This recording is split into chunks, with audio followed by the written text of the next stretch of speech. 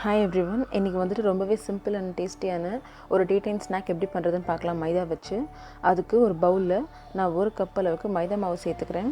And அது கூடவே தேவையான அளவுக்கு உப்பு சேர்த்துக்கிறேன். சேர்த்துட்டு ஒரு ஃபோர்க் வச்சு இது ரெண்டுத்தையும் முதல்ல நல்லா மிக்ஸ் பண்ணிக்கலாம். மிக்ஸ் பண்ணிவிட்டு இதை தனியாக எடுத்து வச்சுக்கிறேன். இந்த ஸ்நாக் பண்ணுறதுக்கு ஒரு சிம்பிளான மசாலா அரைச்சிக்கலாம். ட்ரை மசாலா தான். அதுக்கு ஒரு சின்ன மிக்ஸி ஜாரில் நான் 1 டீஸ்பூன் அளவுக்கு சோம்பு சேர்த்துக்கிறேன். 1 டீஸ்பூன் சீரகம், 1 டீஸ்பூன் மிளகு, 2 கிராம்பு, ஒரே ஒரு ஏலக்காய், 7 கருவேப்பிலை, 3 காஞ்ச மிளகா, சின்ன சைஸ் காஞ்ச மிளகா சேர்த்துக்கிறேன். ஒரு சின்ன பீஸ் பட்டை, 1 டீஸ்பூன் அளவுக்கு மல்லி விதை, தனியா விதை நம்ம சாம்பாருக்கு யூஸ் பண்ணுவோம் இல்லையா அது. இப்போ இது எல்லாத்தையும் வந்துட்டு நல்லா பவுடரை அரைச்சி எடுத்துக்கலாம். அரைச்ச பவுடரை வந்துட்டு இப்போது நம்ம மைதா மாவு கலந்து வச்சுருக்கோம் இல்லையா அதில் சேர்த்துக்கலாம். சேர்த்ததுக்கப்புறமா இந்த மாதிரி சின்ன பீஸில் பட்டர் கிடைக்கும் இல்லையா அதில் வந்துட்டு நான் 2 பீஸ் அளவுக்கு சேர்த்துக்கிறேன். இப்போது இது எல்லாத்தையும் வந்துட்டு இந்த பட்டர் வந்துட்டு கொஞ்சம் உங்கள் கை சூட்லேயே இலகிடும். இப்போ வந்துட்டு இது எல்லாத்தையும் நல்லா மிக்ஸ் பண்ணிக்கலாம். மிக்ஸ் பண்ணிவிட்டு நீங்கள் இப்படி இறுக்கி பிடிச்சிங்கன்னா அந்த வந்து அப்படியே இந்த ஷேப்பில் நிற்கணும். உதிர்த்து விட்டால் உதிரணும். இதுதான் கரெக்டான கன்சிஸ்டன்சி.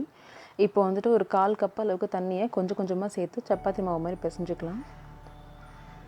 1/4 கப்புக்கு மேலே சேர்க்காதீங்க, தரன்னு ஊறிடும். கரெக்டாக 1/4 கப்புனால் உங்களுக்கு டோ வந்து நல்லா ஸ்டிஃபாக நிற்கும் இந்த மாதிரி. இப்போது நம்ம உருட்டின மாவு வந்துட்டு இந்த மாதிரி சிலிண்டர் ஷேப்பில் உருட்டிக்கலாம். உருட்டினதுக்கப்புறமா ஒரு பீஸா கட்டர் இல்லைனா நைஃப் வச்சு இந்த மாவு வந்துட்டு 4ஆக டிவைட் பண்ணிக்கலாம்.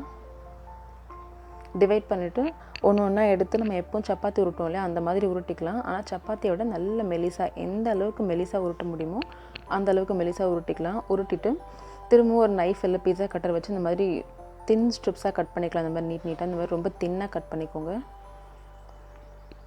கட் பண்ண ஸ்ட்ரிப்ஸ்லேருந்து ஒன்றா எடுத்து இப்போ நான் பண்ணுற மாதிரி ஒன்று கீழே ஒன்று வந்துட்டு இந்த மாதிரி ஃபஸ்ட்டு ஒரு 3 பீஸ் வச்சுக்கோங்க. ஹரிசாண்டலில் ஒரு 3 பீஸ் வச்சுக்கோங்க. அதே மாதிரி வெர்டிகல்ஸ்லேயும் ஒரு 3 பீஸ் கேப் விட்டு வச்சுக்கோங்க. அதை பார்த்தீங்கன்னா உங்களுக்கு வந்துட்டு ஒரு விண்டோ ஷேப்பில் வரும். அந்த ஸ்ட்ரிப்ஸ் எடுத்து கரெக்டாக வச்சு அந்த வெர்டிக்கல் ஸ்ட்ரிப்ஸ் வைக்கும் போது ஹரிசாண்டல் மேலே வெர்டிக்கலாக நல்லா ப்ரெஸ் பண்ணிவிடுங்க.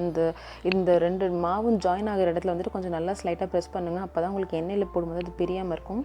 இப்போ பார்த்தீங்கன்னா ஒரு மினி விண்டோ ஷேப்க்கு வந்திருக்கும். இது எடுக்கும்போது நைஃப் இல்லை பீஸா கட்டர் வச்சு இந்த மாதிரி அப்படியே நைஸாக எடுத்துருங்க. ஏன்னா சில சமயத்தில் வந்து அடியில் கல்லில் ஒட்டிக்கும். ஸோ நீங்கள் இந்த மாதிரி யூஸ் பண்ணி எடுத்திங்கன்னா அது ஒட்டாது. இப்போது நம்ம ஷேப் பண்ணி வச்சுக்கோங்க இந்த குட்டி விண்டோ ஷேப். இதை வந்துட்டு எண்ணெயில் போட்டு நல்லா கோல்டன் கலரில் பொரிச்சு எடுத்துக்கலாம். இது நீங்கள் எண்ணெயில் போட்டோன்னே அது மேலே வந்துடும். ஜஸ்ட் 2 தடவை திருப்பி விட்டு பொரிச்சு எடுத்துக்க வேண்டியது தான். இது ரொம்பவே கிறிஸ்பியான ஒரு டீ டைம் ஸ்நாக் ரெடி. ரொம்ப டேஸ்ட்டாக இருக்கும். நம்ம அரைச்ச மசாலாலாம் பார்த்திங்கன்னா இன்னும் நல்லா ஃப்ளேவர் கொடுக்கும்.